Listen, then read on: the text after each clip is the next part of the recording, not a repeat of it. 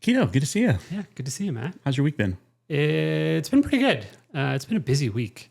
I don't know what it is with I guess people are starting to go nuts getting into like the start of the holidays and Halloween and all that. So I tell you, October is the busiest month in my business for me. is it really? Oh yeah, by far. Biggest, craziest sales, most amount of wine. Like October is a busy month. That I would not expect that. Yeah. Why is it so busy in October?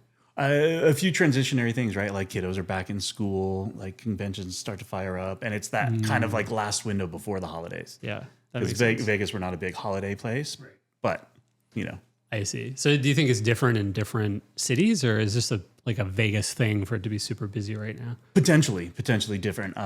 But it's definitely part of the rhythms of Las Vegas.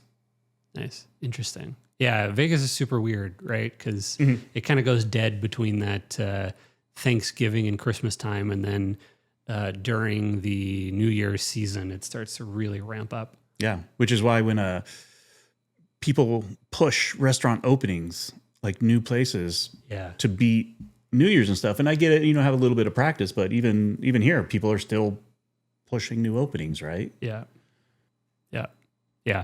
Even though things have settled down a little bit here in Vegas, I don't think it's as apocalyptic yet as people say it is. But yeah, I've definitely seen a bit of a slowdown here in Vegas already. Yeah. But how's your, other than being, starting to be a busy wine time, how's your week been? Been to any interesting restaurants or? There's always something new popping up and coming around. One on the radar to go check out, Amador. Local people, local guys took over a spot that was called EDO, which is extra day off in restaurant lingo. Oh, I had no idea that's what it stood for. Yeah. Everyone wanted to say like Edo. No idea. But it was actually EDO. Oh. So they, it now switched over and changed hands and went to one of the previous chefs. So he's putting together like a really cool tapas Spanish. He's like a James Beard nominee. So nice. Moved really quickly up the food chain of places to check out. Nice. Yeah, I thought EDO at first was pronounced Edo, as in like Japanese Edo period sort of thing. And then it was Spanish, and I was like, I don't know what it is now. I don't see that association. But that's cool. Yeah, I think I went to EDO a while ago. I don't think I ordered any wine there, but Anima is also theirs, right? Is Correct. it similar? In food stylings and probably just like fancied up a bit. Got it. Is similar like owners or? Yeah, same owners that went and did the Anima, but they were able to kind of increase the restaurant room size and dial up like the food that they were doing just a touch more. Yeah. Okay, cool. Yeah, I mean, some pretty good places, also pretty decent wine lists. And I think we have especially on the Strip, obviously, we're going to have quite a few wine lists. But I think, that kind of family of restaurants comes to mind with a decent sized wine list. Chata Thai and Wine used to be there, which had a pretty good wine list. Bank, I can never say his last name, so I don't think I'm going to try and butcher it. But his restaurants always have a good sized wine list. Lamai, and he used to work at Lotus of Siam. Correct. Right? Yeah. That's where he started a big like the Riesling, the aged Riesling and Thai food push. Yeah. I remember going there a while ago with a friend of mine who was really into wine, and he was just like blown away by the wine list. Like he was going through the pages and like, oh my God, they have this. Oh my, I had no idea what he was talking about at the time. I still don't know what he was talking about, but just like the amount of stuff they have. So, and maybe that's a good segue into our topic of the day, which is wine lists, how to order from them, how to navigate them. And I think like when I think about navigating them, I know I'm completely lost. So I will need some help navigating them. Yeah, Could be both, right? Like a lot of anxiety, and potentially touches of anticipation because with what I do and my work, like I enjoy it, right? Like there can be a story told in the wine list to go along with the restaurant, right? Or even touches of people's personalities. You can see that and you can read that in the list when you get a chance to dive into them and have a chance. So yeah, that's a great point, because you look at a wine list like Partage, which is obviously all French. You look at one like Lamay and some of these other places. Then you look at a wine list like Ada's, and it's a very, very different vibe and feel, and it fits them. And like the people at Ada's are also like awesome, super chill people. So like that just kind of like seems to come through in their wine list, which is super interesting. But yeah, how do you think about this when you're, I don't know, going to different places, or, I'm sure you've consulted on wine lists and putting together ones before. Especially on the smaller side, for more independence. The restaurant work that I did in the past, like I got to help create and mold and kind of like directionally push certain categories within the list. And then I've helped, smaller outlets and restaurants and people just kind of like either dial in or where to jump off, where to start, what makes the most sense for them as a place, as a food, as a restaurant. So yeah, that makes sense. Yeah. And it can take a whole, obviously size is one thing, right? Does size of a wine list matter? I was waiting for it. I'm I was thinking about, should do I do it or definitely should. Right, because often people will say it's harder to write a 50 wine list than it is to write 1,000 selection wine list. And then what kind of places is 1,000 selections actually viable for? Where does it actually make sense and pull? And does it ever really contribute to the vibe of the restaurant and the feel and contribute to the chef? And then smaller ones, does it have to be super dialed in to something specific? How playful can you be? And then are you ever really just leaving something out just because it's just not going to fit? It's not going to work. Or like, and maybe this is a bit of a tangent, but do you have to, I'm sure they think about storing them as well. Like places that have a massive wine list have to store it all somewhere.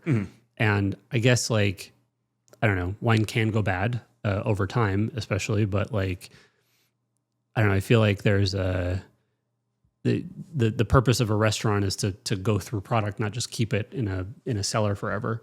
Right. And that comes in part of the concept of the restaurant. If you're a 3 Michelin star restaurant, then you need to build a list in a fashion that has verticals, has depth, and storage is going to be key.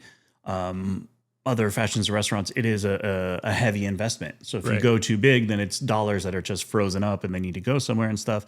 And I've definitely seen shifts in modern restaurant creations, especially here in town, where not as much commitment is made to the space and proper storage of wine, because square footage and tables and butts and seats are really, really what keeps the lights on and the doors open and stuff. So it's a big question and a big challenge for sure.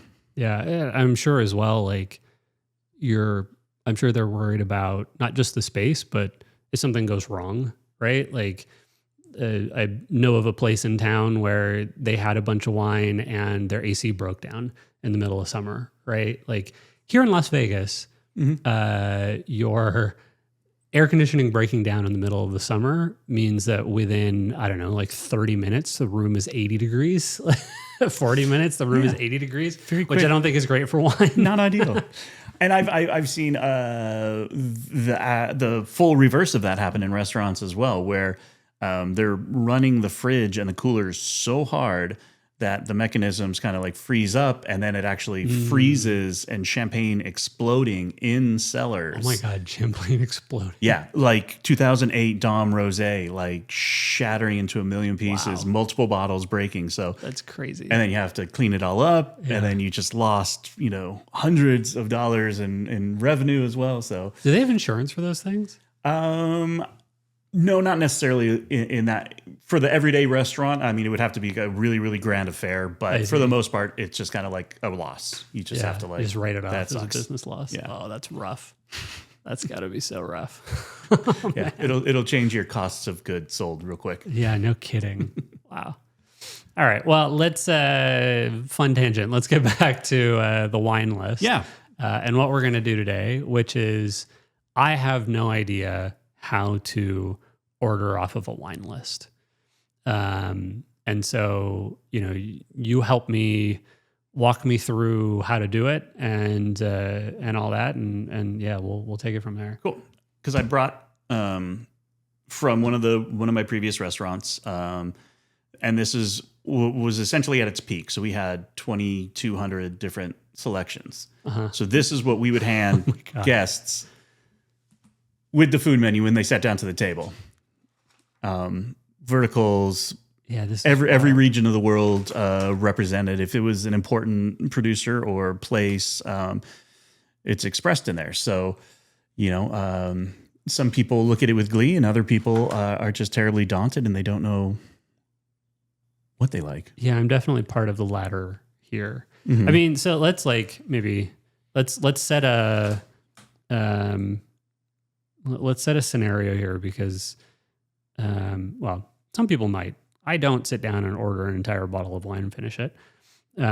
So let's say, going out with 3 friends, or maybe 3 people total, 4 people total, whatever it is. And we're looking to order a bottle of wine. And that's all I got. And then you hand me this and I go, okay, this is huge. Give me a couple of hours and I might have, honestly, like what I would probably do, which maybe I shouldn't admit this, but I'm sure I'm not the only person who does this. I take out like a wine app like Vivino and I'll, have it take a photo of the list and just start listing out. But even that's difficult because so much of it is like it can't find it, or they've put the names in a different like order than like the app would expect it. And so, yeah. And the other thing that I would do is just look at the prices and go like, okay, well, it's 3 people. We're unless it's a really, really, really special occasion, we're probably not going to order a bottle of wine. This one here is $1,895. It's Chateau Saône. Those are words to me. I mean, it is a 1982, the one below it. That's a 90. Yeah. Oh yeah. That one is a 1982, and then a 97 above it. So like, that sounds really cool. Yeah. But I have no idea. Well, and I can speak to myself and like how I approached people when I was on the floor and how I tried to help make it like easier, comfortable, and, make sure that guests always felt comfortable with whatever questions or thoughts that they might have with it. So, dropping something like this with people, I would always kind of like, enjoy the read. As I would enjoy take the read, right, because they just sat down and they just got greeted. Yeah. So like, I'm not here to give you like the full thing, but like I want like a sense of ease with it and like make it playful, make it jokey. Like this is enjoy the read. If you do see them go pretty quickly to like an app, I might come back to them a little bit sooner than potentially another table because there's so many inputs on some of those apps, right? Especially. I imagine some have gotten a little bit better, but you have so many different voices that can put information into it and influence a selection. So if you see that come out, then maybe go back or suggest help. And then especially in a restaurant setting, this is the kind of list that absolutely calls for a sommelier, right? Like this just wouldn't be the average server, Got it. In that outlet, the server should still be able to help, but they'll probably have like a handful of like pocket wines. They'll have 5 that they know, 5 that are decent price point that they kind of have memorized. It's kind of like the daily specials, and they'll pitch those out to you first. Got it. Right. Okay. So if you're happy with your server and you believe that you trust what they're saying, then you go down that road, or then you start asking for the sommelier back, And so those ones are kind of like the ones that people generally like, right? Because I've been to a restaurant, they've handed me a wine list not nearly this big, and said, "What are you interested in?" And we're like, well, I don't know. And he's like, well, these are the ones that like we like and get good feedback on, right? Those are the type of ones that you're talking about. Well, and then that can have a couple of layers as well, right? Like there's part of that can be like that very genuine, like the server likes that wine, or there could be like an incentive where there's a competition and they're actually trying to sell a certain brand over other brands to win a prize. They do this at restaurants. I had no idea. I mean, maybe that's just really naive of me. Of course they do, but I mean, it's usually with good intention, right? It's not it's not to get rid of garbage, but it is like a way for a supplier and distributor to kind of like increase a little bit of performance and importance on a bottle and see a little bit more ordering, see a little bit more pull through. So to incentivize. Yeah. So and then or sometimes maybe it was just actually like interaction. Like the last time a winemaker or a person came in and provided a class or taught on a bottle. So that was the most familiar in their mind, as well. So sometimes, totally. I mean, trust your servers. Usually, I mean, they can be good people. I find that most servers, at least here in Vegas, are pretty good. Yes. I mean, it's a service industry like city, right? So the servers are pretty good. Treat them well because they also work really hard. Yeah, it's got to be done at that level. Yeah. All right. So here's what I think. I think let's get some wine and like let's introduce at least the wine of the day because reading this makes me want to drink. So let's grab that. We can do some of like the tasting notes and stuff that I was trying to learn last time, and then we can dig deeper into the wine list. Perfect, beautiful. Look at sweet. All right, we're back. We have some wine with us. Indeed, some juice. Yeah, we're gonna see if I remembered anything from last time when you were trying to walk me through how to sound somewhat coherent at a friend's party. Yeah. So let's do it. Smell it first. Well, you want to look at it first. See, I'm already messing up. Are we opaque? Can we see through it, or no? We cannot see through this. This is pretty. So this is pretty dark. Yeah. So we're thinking there's a level of extraction here. Mm-hmm. So the grape itself has to have a certain amount of color available in the skin. So it's got to be a certain family of grapes just to get this color period. So this family of grapes, they're like Cabernet Syrah. Is that a darker one? Definitely right place to kick off. Zinfandel. Zinfandel, okay. Is some Cabernet Franc. Cabernet Franc should be able to color like this. Yeah. Okay. Yeah. I'm in the right ballpark. Yep. That's good. Absolutely. So cool. Well, to be fair, I don't know if I know other lighter ones other than Pinot Noir. So Sangiovese can be light. Nebbiolo can be light. Okay. Italians, right? And then some Spanish as well. Tempranillo can be medium in color. That. They're still probably fuller than Pinot, but maybe not as dark. And all right. Yeah. So the color is a cue. Color is a cue. Yeah. I smell it already, but it smells good. A lot more. Oh, a lot more. I feel like you get a lot more, I don't know, like cherries, some kind of berries, darker berries when you kind of swirl it around and smell it. So fruit first, not earth. That's what I would say. Yeah. I think are you considering earth like the spicy bits at the end as well? Or is that? Yeah, those would all be like secondary and third aromas. But if it's not like soil and mushroom and underbrush, but it leads with fruit, then that starts to become an indicator as well. I think it does, but now you're making me second guess myself. No, it leads with fruit. It does? Fruit. Okay, good. Yeah, absolutely. Good, I was right. Which can be maybe like a slightly warmer, sunnier kind of climate. Okay, so fruitier equals sunnier and warmer typically? To an extent, right? Yeah. I'm sure there's as a baseline, go with that. Okay. Absolutely. Cool. Okay. Let's give it a try.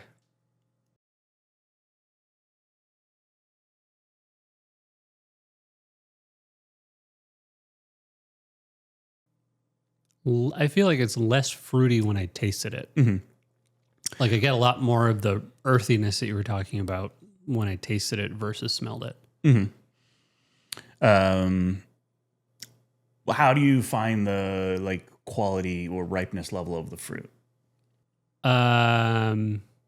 Is it like just barely tart, or is it ripe, or is it like jammy and sweet, or like? I feel like it's kind of in the middle. Like it's a little bit more on the jammier, sweeter side. I feel like it's got maybe a tiny bit of tartness, Which could actually should be the acidity in the wine, not just from the fruit quality. So, but it doesn't taste like an underripe tart fruit. This actually tastes like an evolved, rounded, heading towards ripe style of fruit. So, I think that follows in the nose. And now that you mentioned acidity, so we talked about this last time, feeling it on your tongue. I feel like on the sides, I feel a little bit of that acidity on like the sides of my tongue. Yep. But it for me, this one doesn't go all the way around the tongue. It's almost just kind of on the sides. Yeah. So it's really weird. So it's there, but it's not high. I wouldn't say this is high acid. Okay. Then. So high acid goes all the way around. You'll feel it. That's like the enamel stripping acid, like pulling it off your teeth. Got it. It was actually a quick tangent. We mentioned the teeth last time. And my wife, who saw the episode, was like, yeah, I'm not surprised you couldn't feel it in your teeth. Because apparently, whenever we go out and she feels like something in her teeth, I'm like, I don't feel it at all. So I don't know if it's just like the way my teeth are versus hers or yours, but I just don't feel things in my teeth. Well, but that's a good, because a lot of wine tasting does come from repetition, experience, and training. Like no one walks into this as a blind taster and is just like nailing it 100%. Yeah. Like there's everything about it that you have to grow. So if that is something that you now know in tasting wine that might be lacking or might be missing, it's something to pay attention to. I see. So it's not something that, so you're saying like if you know it, then it's not something that you would like try and bank on. Like if you know I can't, if I know I can't feel it, yes, then I'm never gonna be like searching for wines that make my teeth feel funky. And it'll start to register like tasting with other people and hearing that more and more and more. You're like, well, okay, they're saying it, but even though I can't feel it, but so then maybe it is going to be this kind of wine or this kind of variety based upon what other people are saying. I see. Interesting. Yeah. All right, this is good. It's like it's not. I feel like it's not crazy tannic. Correct. Like it's a lot smoother, so you get a lot more of like you taste a lot more of the earthiness. You taste more of the fruit. You smell the fruit quite a bit. This is good. So the other thing I would like to touch on. So all of those things put together. Now, are you saying it's light body, medium body, full bodied? Oh, that's a good question. Because that kind of becomes important too, because it can be really aromatic and can be really flavorful, but it might actually be a little bit like more medium or light bodied, or it can be. Yeah. So I don't know if I have a good scale for light, medium, or heavy. I would like definitely not light. Like I've had light wines before, and this is definitely not light. I feel like I would call it medium. Because I feel like I've had ones, and maybe I categorize heavy wines as like ones that are super tannic, super like punch you in the face, and this doesn't quite. It's maybe like, I don't know, on the heavy side of medium, yeah, but not like really big and bold. And medium plus is totally fine. Like you're saying medium it's okay. that in between like medium to full. I'm pushing this up towards medium plus towards full because, sometimes a heavily tannic wine strikes with a lot of tannins, but there also isn't a ton of fruit. There also isn't a ton. So it's not really that full bodied of a wine. Whereas I feel impact of tannins. There is good acidity. There is a ripeness and like a fruit flavor kind of component. So all of those added together, like it really kind of creates a pretty full body experience on the palate. Yeah. So that's where I would ratchet this up just a touch. Okay. So you would call it medium plus, or you call medium it plus to heavy? full body, okay, for sure. Full body. Okay. Cool. Nice. Yeah, you threw me off with the red because with your hat today, I thought you were going to give me a white. We'll wait for Shannon Day. That's going to be. Yeah. Well, if you ever wear a hat that says like, I don't know, that has a red grape on, then I know you're going to give me a white. Okay, cool. I will seek that hat out. Nice. Cool. All right. So this is really good, by the way. Dynamite. Yeah, I like it quite a bit. I think you might be surprised in the end. Am I going to be surprised? All right, cool. So. Watch. It's a Chenin Blanc is what it actually is. the infamous Chenin Noir. The infamous Chenin Noir. I like it. You're giving the French new ideas. Okay. So back to our wine list.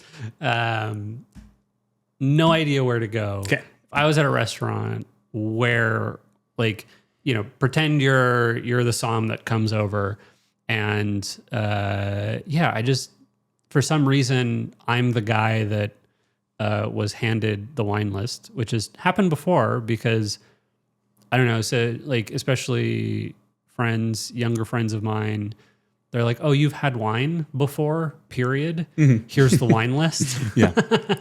So pretend I'm the one who gets handed the wine list, and let's walk me through it. So there's a handful of things. Obviously, we gave it to you. Let a little time go by, and it might end up sitting on the table much like this as well. And you just start reading it upside down. You're like, does something Italian sound good to you today? Because you're kind of open on an Italian page here, right? So. I could be totally off. I would say, I don't know. This is just as far as I got, and the names sound like Italian names to me. And then that's perfect. So I'm like, cool. Well, are you looking at red wine, or you like to do maybe sparkling or white today? Honestly, like my honest reaction to that typically is I don't know, because I don't know what we're gonna eat. Gotcha. Right? Mm-hmm. Like, I would imagine that at some point you want to think about, which adds complexity to it. Maybe I'm overthinking it, but like you'd want to pair a wine with at least some of the things that you're having at the table, right? Well, even no, because now I might even like kind of change at that point. Like, well, then maybe we can get you a great glass to start, or maybe you'd like to start with a little bit of bubbles. Even a half bottle, some champagne. Livens up your palate. I like I got a great Sancerre by the glass. I have a great, blah, blah, blah, blah, blah. So, right? That's an easy way for a sommelier to be helpful, without going straight for the jugular or going too far, too fast. That's a great one. Okay, so let's pretend we did that. Okay. Right? Let's start with whatever you recommend for bubbles or... I don't know, a nice light white wine. Yeah. So you can bring that and put that on the table while we're continuing to read this novel. Okay. And then do you want me to suggest a champagne for you, or just go, now we've already done that and we've made food decisions? Let's pretend we've already done that. Cool. And then we can get into, we've made some food decisions. What kind of restaurant was this? Like what type of food? French. Okay, French. Yeah. Okay. So, I don't know, French has quite a lot of different flavors. It can be kind of heavy, but usually like the flavors are a little bit... It was elevated French for sure. Elevated so this French. wasn't like bistro, not like steak frite. This is much more like the finest lobster and caviar, and higher end elevated finessed cuisine for All sure. Right. So why don't we do let's do a red, since we got champagne at the table, and my 2 or 3 imaginary friends, most of my friends, are the voices we hear. The voices I hear. They're sitting at the table with me, and they go, "Cool, we had a good starter. That glass got us through. I don't know, the appetizer or something, and now let's do a red wine." Yeah.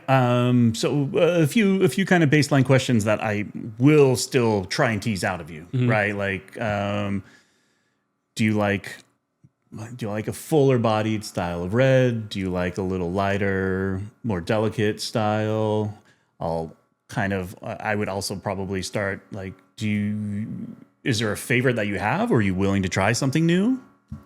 Definitely willing to try something new. let's say that like at the table we don't necessarily have a like favorite. And we won't make it too difficult where like, I don't know, 3 of us want red and one person's like, I want a white wine for sure, right? So, let's go with that. And let's say that don't have a favorite, interested in trying something, anything that's good that you think might go with the general like French cuisine here.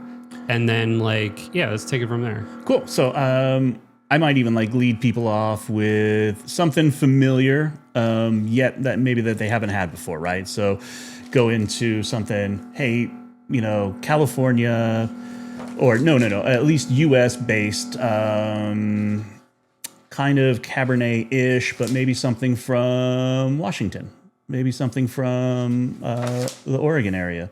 I don't remember where they are on this list.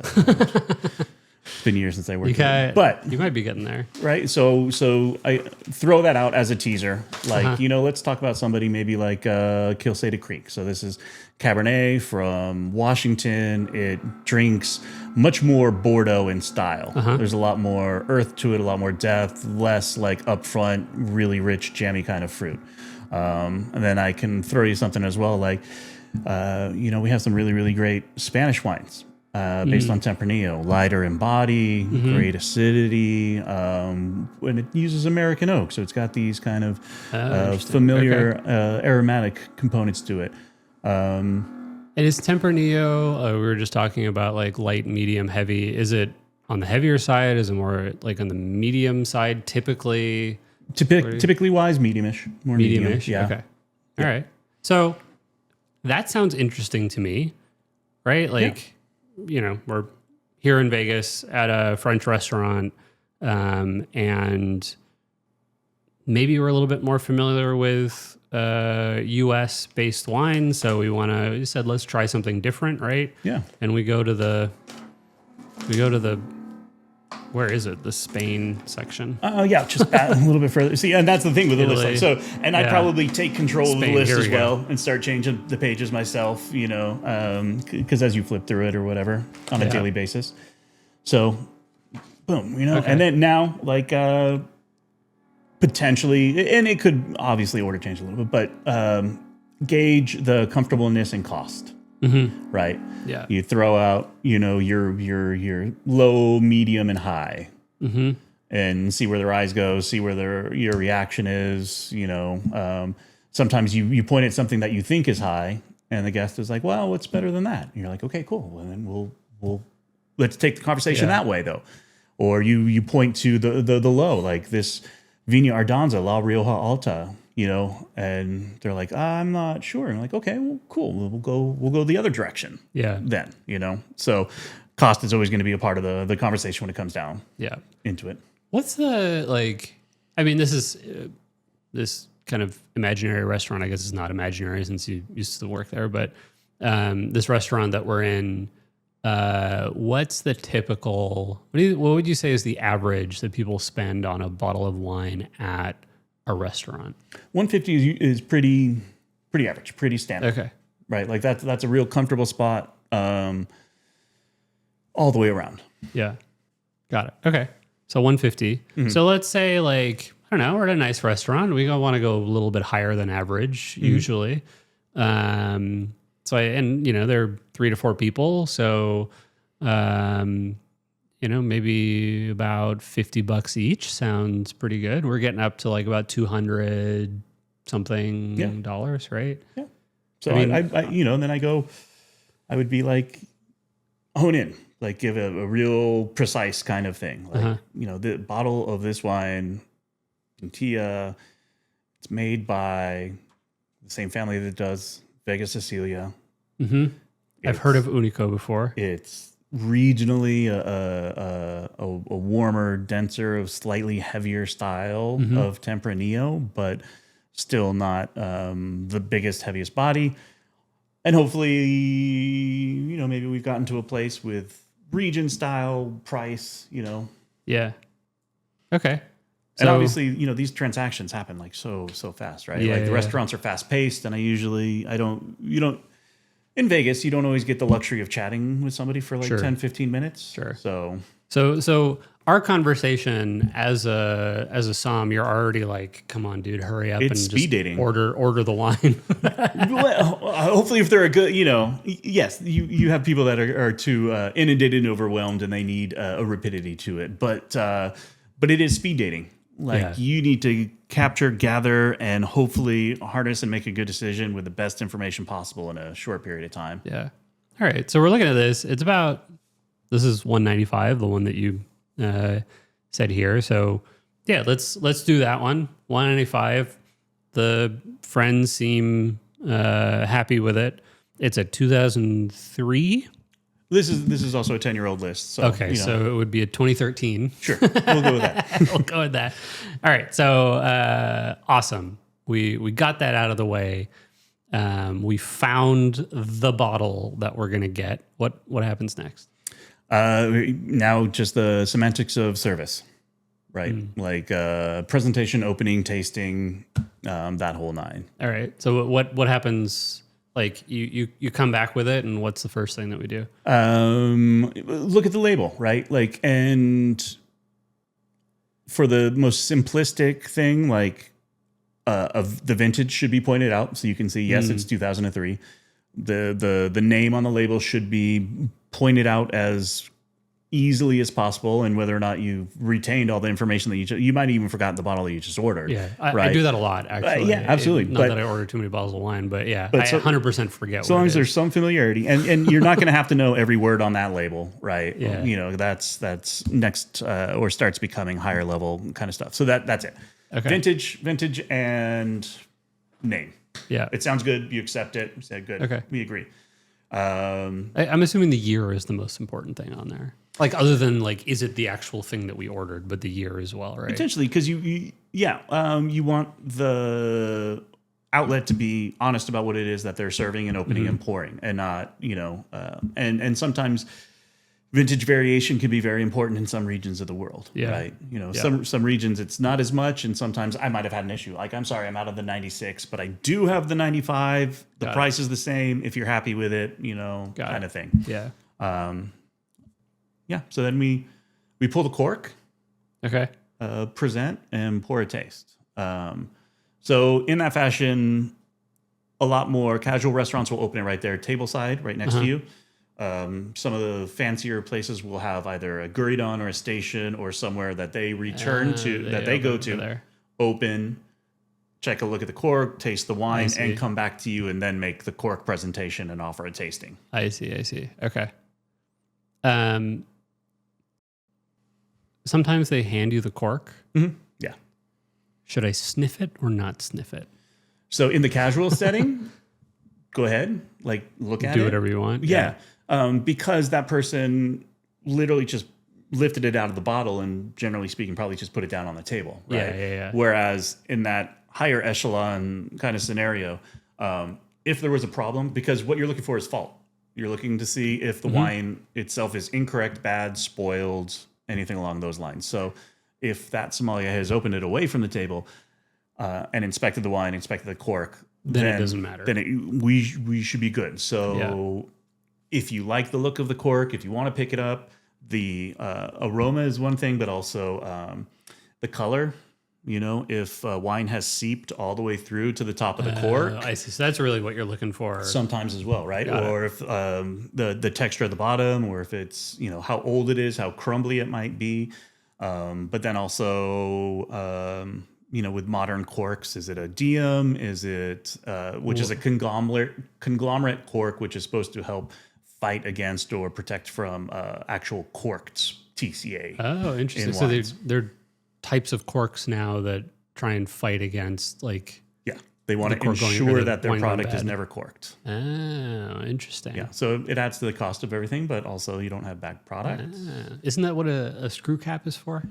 But that all the finest wines in the world have played around with it. Like even the first growths, they've put stuff under a screw cap, and they're not selling it, but they're testing it. That's for sure. So yeah, see, then you look at you can get some clues, ideas from the cork. So obviously, don't pull out the full science kit and like go to town on it. But pull out my pH kit and like put a little dipper in there, and cut into it. Right? Because some people do. They really they dig into the cork, but. Wait, somebody's done a little test strip at the table? No, not that, but they get really super interested in it, right? Like they really look hard at it and smell it themselves or test to see how moist or dry it might be. But if anything, at the very least, it's to reaffirm what you have. Right. It usually has a vintage on it. Potentially might say the name of the producer on it as well. So, a lot of the traditions from it come from other things like that as well. Fake, protecting people from being poisoned. Yeah, there's all sorts of. I would imagine that you're not going to get a lot of fake wines at $200. Seems like the more expensive stuff is faked way more often. Well, that's what I'm saying. Okay. You wouldn't get as many faked wines at $200 as you would for $2,000. Potentially not. Yeah. Right? Yeah. Okay. Yeah. The time and investment to fake a $200 bottle of wine is probably not getting the ROI. Right. Exactly. You're really looking for. Unless you have a really big production of wine faking. Yeah. But okay. So and then pour the taste, right? So the cork's down, pour you the taste. And once again, this is not just to prove that it's the best bottle of wine that you've ever had in your life or your new favorite thing that you're going to drink forever. It's just reassessing the conversation that we had about the wine and that it's not bad, right? I didn't explain something like it was a Pinot Noir and it tastes like a Cabernet, kind of thing. And then it's not corked. It's not bad. It's not matterized or cooked, or it's not too old and oxidized. What is matterized? When it comes to wine storage, if it was exposed to too high of a temperature for too long of a period, it starts cooking the fruit on the inside. Cooked wine. Yeah, that doesn't sound great. It's not even good for cooking with. Yeah. Oh no. That's interesting. Cooked wine is not good for cooking with. Yeah. If it tastes bad, it tastes bad. It's not going to get any better. I suppose that's fair. But don't you cook it in the pan anyway? Yeah, but it doesn't change the flavors in that fashion, right? It's more the elimination of alcohol and the reduction of flavors to a pure essence. So you should use really expensive, fresh wine for cooking, is what you're saying? If that fits into your budget, then definitely does not fit into my budget. Yeah, but do cook with something that you wouldn't mind drinking. Got it. Okay, interesting. It's not the way I thought about it, but yeah. All right. That's great. Now we'll let you taste the wine. Maybe come back to it. Yeah, let's do that. All right. So we had an enjoyable wine. It was. Yeah. We can get back to this at some point. We'll talk about wine list more, but let's pretend that we got the bottle. Everything's good. But yeah, that was an easy interaction. Best case scenario kind of thing. Best case scenario. What's your not so good case scenario, your worst case scenario? There's going to be different personalities, period, across the board. There was a time I was working with a gentleman. He was very proud of himself because he was opening. He came into the cellar and he grabbed this, 1996 Emmanuel Rouget. It was, one of the villages of Burgundy, a really, really cool bottle. And we were down to our very last one. Mm-hmm. And he's like, yeah, I sold it to Table X. This is awesome. I've been excited to open this bottle. I want to sell this one. I want to see what it's all about, goes out, presents, opens, pours, takes the taste, and he comes back and he's just as excited about it. He's like, it's everything I thought it would be. It's a really, really amazing bottle of wine. I was like, cool, man. That's great. Kind of upsell. I'm glad we got that out on the table. What were they, how did you get him to that wine? He's like, well, they were talking about Zinfandel first. And I'm like, wait. So you took someone from a Zinfandel into a Burgundy, a French Pinot Noir. So much heavier full body wine to a light one. Yeah. And I'm like, So did the guest want that, or did you want to open that bottle? Did where did the priority lie in this experience? That's rough. I thought so as well. I didn't, it's fine. It's a good job. It's a good sell, but ultimately you should feel as though that individual is helping you. Yeah. So I guess that's a good, like, what do you do when someone, I was assuming he was being a little bit more pushy. Yeah. Maybe that would be my assumption, like pushing you in a direction that like you don't necessarily want to go. Yeah. How do you deal with a pushy somm? Don't just because the person might have more knowledge just because based upon the job and the training and what it is they're doing on the day to day. Ultimately, stick to your guns to an extent. If you only want to drink what you know and only want to drink what you like, or only feel comfortable in a certain area, you do that, be that, right? Like, take back, control of the conversation potentially. I don't think most people are out to get you, and it's not really the idea of the trade to do that, but is it definitely an experience that I've seen from time to time with some individuals on the floor. Yeah. And it might be something that you can judge, So. Yeah, I feel like it's especially if you're not quite familiar with what's in the list, and it's a daunting list. I feel like it's tough as a person, a diner, right? A person who's eating at the restaurant who might not know that much either, to be like, no, that's not what I want. That's not, because if I didn't know well enough, I might think, okay, Zinfandel and Pinot Noir, maybe they're similar, or maybe there's something that's similar, or I don't know enough about it. They're the somm, they must know about it, right? Yeah. There is a certain amount of like expertise that you want to like believe in and trust in those things, and I mean, it didn't come down to a situation where they needed to refuse the bottle, but it was I was definitely very seeing his reaction on opening the bottle and how excited he was that's the one I've been trying to sell forever, and it's like that's rough. I think you kind of weren't as fair to them as you could have been. That's tough. That's a tough one. Indeed. But car salesman, house it'll be personality types more or less. Yeah, hopefully those people ultimately enjoyed what they got. Yeah. Well, there was a time I was serving a guest too where they really, really, really, really wanted the bottle of wine. It happened to be a champagne. You don't often run into like cork or bad, maybe old. But I opened the bottle and it wasn't right, and I expecting it, opening it, and it wasn't a cheap bottle. It was an expensive bottle of champagne, and it was a vintage specific. And I brought it to him. I was like, this was my last bottle. This is the only one that we have in the cellar, and it's bad. Ooh. And he's like, yeah, let me have a taste. So I poured the taste for him, and I was like, I just feel, these things are off, and like it's not performing the way that it should for this value, for this bottle, for what you're paying for it. But the bottle was special, the vintage was special. Right. And he actually asked to keep it on the table. He's like, I'm going to drink some of this because I really want to have experienced this bottle of wine. Huh, okay. So there other scenarios like that too, where like the customer is always right. Even if I was, and they weren't going to die from it. They weren't. Just, of course, yeah. And ultimately, if it's enjoyable and it's something that they've been wanting to try for a while, then right. If that's the value that they got out of it, then cool, all day long, enjoy it, have a great time, kind of thing, Yeah, that's fair enough. I think that's a good message, right? Like, if just enjoy it in general, just enjoy it. Enjoy the list. Yeah, enjoy the list. I don't know if I enjoy this list.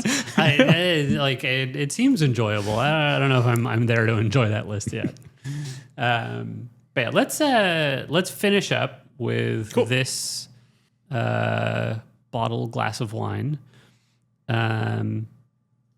Yeah, it's great. What is it? Or maybe like, do you want me to guess, or what? How do you want to do this?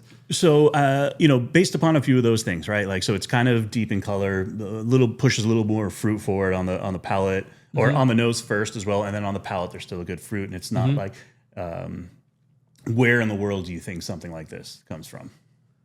Well, you said like this sort of more fruity thing is sunnier places. So like sunny places, I think California, I think Australia. Perfect. It takes sun and warmth to ripen fruit. Yeah. And those regions have ample sun and warmth. Yeah. And maybe Spain. That's the other one. I guess Italy is also very sunny. On the coastal region. Southern Italy. On the coast, all the way around it and stuff like that. And then there's Sicily and Puglia and stuff like that too. And then in Spain and Rioja and Rueda and Teruel and stuff like that. So Southern France, maybe? In South France. So you got some regions in the Languedoc and the Roussillon, which come a little bit more south and then start heading west. And then also in like Provence, there can be some nice warm regions there too. Yeah. Okay. So what about South African wine? Is that a sunny area? I don't know anything about South African wine. Portions of it, but it is especially stuff closer to the coast. They get such Antarctic current influences. Oh, interesting. And then it can bring, so when you head inland in some of the regions, it can get a little bit warmer. But most of the fine wine growing regions seem to be closer to coastal regions. Okay. So I wouldn't necessarily consider it a very hot growing region. Okay. So I'm going to guess not Canada. Not yet. Not yet. I got something right. We're in California. Okay. California. Sunnier part of California is further south, Paso Robles area. But hotter, and I would think would tend a little bit riper. Okay, so riper as well. This. Okay. So the only other place I know in California is Sonoma, Napa County. Yeah, so we're in Napa Valley. Oh wow. Yeah. Did you not bring another one from Napa last time? It was Sonoma. Sonoma. Okay. Yeah. No, it was a very, very different things. They're only like right next to each other. I guess in wine it matters. There's some big hills and a bay, That's true. Separating those areas. Yeah, I mean, I should know. I used to live in that area. But we're drinking a Cabernet out of Napa Valley. Oh, wow. Cabernet out of Napa Valley. Right? Wow. I feel like I was just shitting on them last time. I know. And then this is what you give me. Yes. And it's really good. That's the battle we fight. Not everything is great, but there are some really good examples and stuff that like we want to drink. All right. So what is this actually? What's the... So this is made by Schaefer.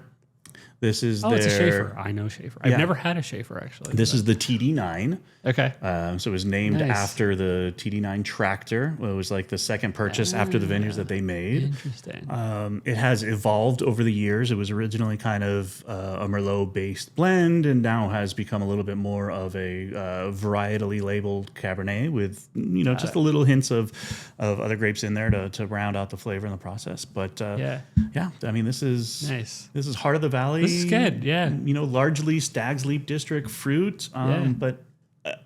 Even without food and a huge steak, it's an enjoyable Napa Valley Cabernet. Yeah, I don't think actually I lied. I had they were giving it on a plane once, and I think I tried it. But I have a friend who loves Schaefer wine, and so he's going to be very excited that I tried this without knowing what it was and liked it. Nice. and it goes up the food chain from here. There's two more levels of Cabernet above it where the finesse and the power and the elegance just dials up. So this is like the basic stuff. Essentially, yeah. This would be one of their more or less their first expression of Cabernet. Okay. Yeah, I feel like this is something that you could take. People who like red wine, obviously. You could take to any gathering, something, and generally people would really like this. Indeed, yeah, you'd get a lot of rave review. But I find it balanced, right, in the right way, and it's really nice. Always going to be a word that's overused too much, but there's enough fruit, there's a ripeness to it, there's a structure to it, but there's something of interest in it as well. Yeah, I can't believe you gave me another. I am. Just another curveball. It's another cab. The amount of times I've talked to you and been like, I'm not a big cab person, and especially ones from Northern California. They're just too big and powerful. And then you're like, you're too, and You like them a lot, so shut up. I'm constantly, my whole career has constantly been my mind changed and twisted and taught what grapes can be. Yeah. And how that's fair. It takes. This wasn't just a shot in the bucket, right? Like Sure. I knew what I was pouring, but Yeah. Because I wouldn't just grab any. Yeah, they've obviously worked a lot on this and made a really good product. Cool. Well, yeah, I'll keep showing you these. Yeah, I'll keep being angry about it, but still liking it. Yeah, that was fun. So thanks for the conversation. And this is second episode signing off. Still of the No Name podcast, but it feels like Two Dudes, One Decanter is getting closer and closer to being the name of the podcast. I had a suggestion for my son today, the Winesters. The Winesters, that's not too bad. Yeah, like pranksters and tricksters. Yeah. Okay, let me think about it. See. All right. Until next time. Until next time. Yeah. Thanks. Cheers.